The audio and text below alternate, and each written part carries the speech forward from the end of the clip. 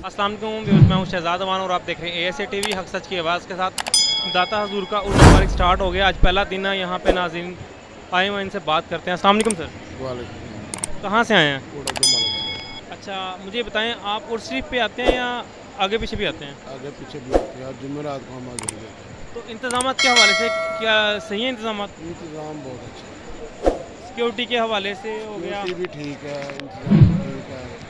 और लंगर खाने के। लंगर खाने में बहुत वसी लंगर है।